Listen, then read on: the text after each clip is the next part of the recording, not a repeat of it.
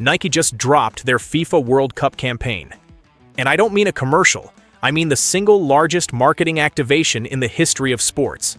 5.3 billion potential viewers, more than 200 countries. And when Nike sat down to decide which NFL player deserved to stand inside that frame, next to Ronaldo, next to LeBron, next to Drake, they picked a fifth-round pick on a $1 million contract, who 43 teams passed on 143 times. Let that breathe for a second. Because that decision didn't happen by accident. And once you understand the full picture of how this moment was built, quietly, methodically, long before any draft analyst had an opinion about it, the story stops being about football entirely. It becomes something much larger. I want to start with the number, because I think people hear 5.3 billion and their brain just files it away as big. But it's not just big, it's a completely different category of thing. The Super Bowl, which we treat in this country like the center of the entire sporting universe, draws somewhere between 100 and 115 million viewers on a great year. That is a massive, culturally significant audience, and the FIFA World Cup stage reaches an audience that is roughly 45 to 50 times larger than that. 45 times! The overwhelming majority of those 5.3 billion people have never watched an NFL draft. They've never sat through a press conference where a general manager explains why a quarterback's release mechanics concern them. They have no emotional investment in where a player got selected or what round his name was called in. They are simply watching a Nike campaign. They see Ronaldo, they see LeBron, they see Drake, and standing in that same visual space, commanding that same frame, carrying that same implicit weight of cultural legitimacy, is Shedeur Sanders, a Cleveland Browns quarterback. That is their introduction to him. Not the draft, not the commentary. Nike's stage, Nike's frame. 5.3 billion people wide. Here's what I need you to understand about Nike before we go any further, because this changes the entire meaning of what just happened. Nike does not make decisions like this based on goodwill. They don't do favors. They don't operate on intuition or sentiment or proximity to a famous last name. This is the organization that turned Michael Jordan into the most commercially powerful athlete identity in human history. This is the brand that took LeBron James and built him into a generational business enterprise that will outlast his playing career by decades. 4 straight decades of global sports marketing dominance, and the engine underneath all of that is data. Real, expensive, deeply modeled cultural intelligence about which names carry weight across specific markets, which faces move product in countries that have never watched American football, which athletes exist at the intersection of enough different cultural territories that the sport they play becomes almost secondary to who they are as a symbol. When Nike commits to a decision at this scale, the work was already done months before anyone made an announcement. The math was run, the conclusion was reached, and that conclusion, independently, before the NFL had weighed in on anything, pointed directly at Shedeur Sanders. The evidence of that starts earlier than most people realize. Before one NFL team drafted him, before one professional snap was played, before any of the drama of the 2025 draft had unfolded. Nike made Shedeur Sanders the first college football player in history to receive a Nike NIL deal. I want to sit with that for a moment, because that fact tends to get buried underneath everything that came after it, and it shouldn't be. Not the first in his position group, not the first in his draft class, the first in the entire recorded history of college football to receive that kind of partnership from Nike. The organization looked at a quarterback who was still in school, had never taken a professional snap, and made an independent organizational determination that what he represented culturally was historically unprecedented in their sport. That is not a marketing coincidence. That is not a father's fame creating a backdoor opportunity for a son. That is a room full of people whose entire professional purpose is to find global cultural leverage, concluding that this specific player, this specific combination of identity and visibility and crossover appeal, was something they had genuinely never seen before at the college level. And they acted on it before the NFL had a single opinion. Then the NFL formed its opinions, and I watched it happen in real time, so I can tell you what it actually looked like. Round 1 came and went. His name wasn't called? Fine. Draft processes are complicated. Round 2, Round 3, Round 4. And somewhere in the middle of that, something shifted in the tone of the coverage. The early skepticism, which had been at least professionally measured, started to become something sharper, something that felt, and I'm choosing this word deliberately, coordinated. The narrative was being assembled in real time, on broadcast, online, across platforms, with a kind of consistency that you don't get from independent analysis. 5th round pick? Reaches. Inflated draft stock, a product of his environment. 143 picks. 143 separate organizational decisions. And then Cleveland called his name at 144, and the framing was already locked in before he walked onto a practice field. But then the games actually got played, and this is the part of the story that the original narrative never had a satisfying answer for. Because Shedeur Sanders didn't play football under comfortable conditions. He didn't step into a situation designed to help him succeed and build confidence. He played behind the 31st ranked offensive line in the entire NFL. Think about what that number means on a practical level for a quarterback. The people in front of you are, by every measurable standard, almost the worst in the league at protecting the person their entire job depends on protecting. And on top of that structural disadvantage, across the 7 games he started, he faced defensive pressure on more than half of his dropbacks, 50.4%. The 3rd highest pressure rate in the entire NFL during that stretch. More than half the time he dropped back to throw, something in the protection was already failing before he could complete his read. Half the time, before he scanned the field, before he processed what the defense was giving him, there was already a crisis developing behind him that he had to account for. On a 5-win team, on a rookie contract worth $1 million, with every camera in the building looking for the incomplete pass that would confirm what 143 organizations had decided to believe. He went 3-4. Under those conditions, with that offensive line, against that pressure rate, in that environment, he went 3-4. And then his peers in this league, not the coaches, not the front offices, not the analysts who had spent months explaining why the draft slide was justified, his peers, the actual players who watch film and understand what a quarterback is dealing with when the pocket collapses before the snap count is even finished, they voted him into the Pro Bowl. That vote matters in a way that goes beyond the individual honor.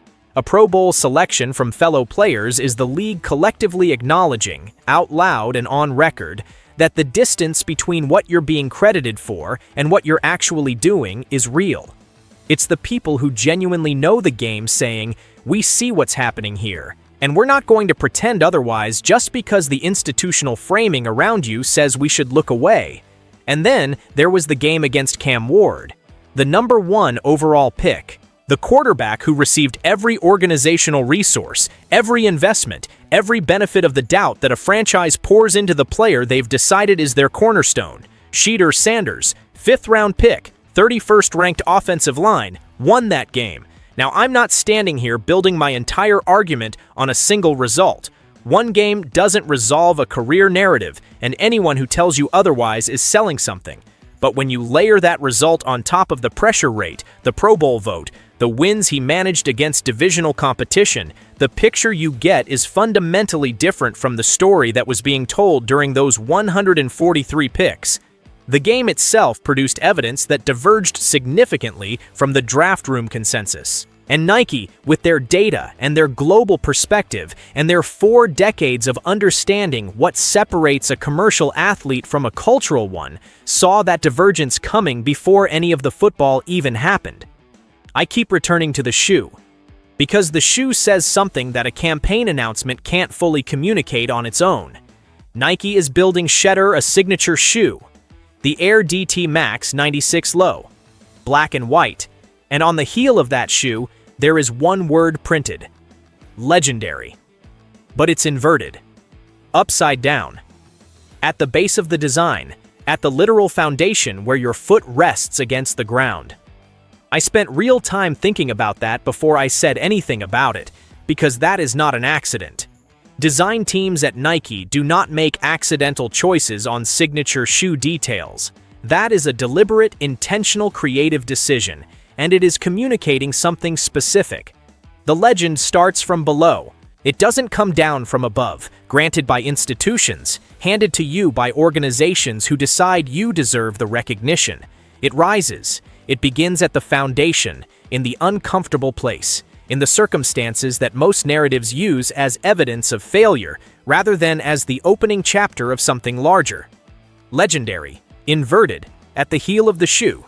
Nike telling the entire story in one visual choice. We knew where this started. We've been building toward where it goes, since before anyone else noticed we were building anything at all. Shedeur Sanders saw that shoe. His father, whose own Nike signature line didn't just represent athletic achievement, but became the template for how an athlete can transcend the sport they play and exist as a cultural force entirely on their own terms, saw his son's name at the foundation of something built to carry that forward. And he said it was unbelievable.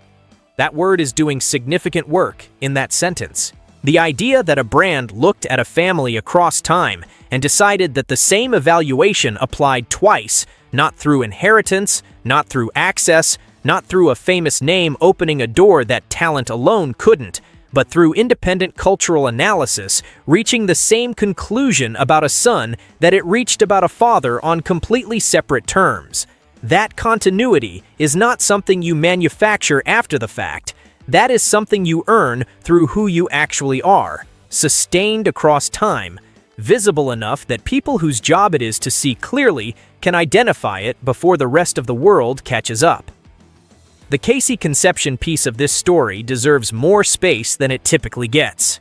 2 years before the 2025 draft, Conception traveled to Colorado with no formal connection to Shedeur, no league-mandated introduction, no mutual obligation creating the meeting. He went because he wanted to build something real before the circumstances required it. They talked. Shedeur told him he liked his game, and when Conception got drafted, he received a text from Shedeur that same day. Two people who found each other before the recognition arrived, who ended up on the same roster through a process nobody scripted, who now have a publicly stated agreement. When Conception scores his first NFL touchdown, he's throwing up the wrist. Shedeur's move. Together, in front of everyone. Because the story they're telling with that gesture is that they came here before the institutional support, before the validation, before the league acknowledged what they were, and they intend to make the moment reflect exactly that. Shedeur Sanders said something in his retirement statement that I haven't been able to stop thinking about. Just because you love the game doesn't mean the game has to love you back. That sentence, to me, captures something essential about how this entire family has chosen to operate in the space where professional football intersects with culture and identity and long-term legacy. They don't require the institution's approval to build value. They don't wait for the league to decide they're significant before acting like they are. They operate at the intersection of sport and fashion and global cultural presence, and they let the football speak for itself from that foundation, rather than treating football's validation as the prerequisite for everything else. Nike recognized that philosophy. They saw it clearly, built around it deliberately, and committed to a global marketing architecture on the back of it before the NFL had even finished processing what it was looking at. Now here is what I think matters most about the specific moment we're in right now. The 5.3 billion people seeing this FIFA World Cup campaign, most of them have no existing story about Shedeur Sanders. They were not watching ESPN during those 4 rounds of the draft. They have no memory of 143 picks going by without his name. They have no emotional connection to depth chart discussions or coaching evaluations or any of the internal NFL language that spent months constructing a narrative around him before he played a single professional game. What they have is this: a Nike campaign, Ronaldo, LeBron, Drake, and Shedeur Sanders in that same frame. That's their first chapter. That's the introduction they're receiving right now. And when his name comes up again, when Cleveland resolves its quarterback situation and the announcement lands, when Conception catches that ball and throws up the wrist in front of a stadium, those people will connect the dots from a starting point that has nothing to do with 5th rounds or draft slides or any of the institutional framing that 31 organizations were invested in maintaining. Their version of this story begins with cultural legitimacy already established, because Nike placed it there. in front of more people than any single sporting event has ever reached. This is the part that I find genuinely difficult to overstate. The draft fall gave Nike a narrative gift that cannot be purchased retroactively at any price.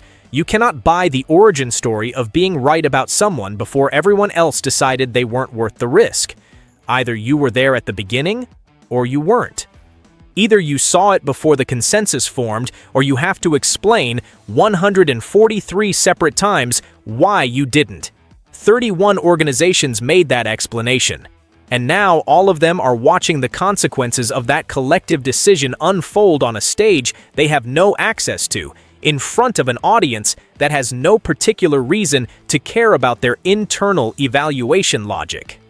The fifth-round pick from Cleveland is standing next to the most followed human being on the planet, not because a front office chose him, not because the league decided he'd earned it, because one organization that runs on global data and long-term cultural precision did what 31 NFL teams decided 143 times over not to do. And the results of that divergence are now being broadcast to more people than will ever watch a Super Bowl.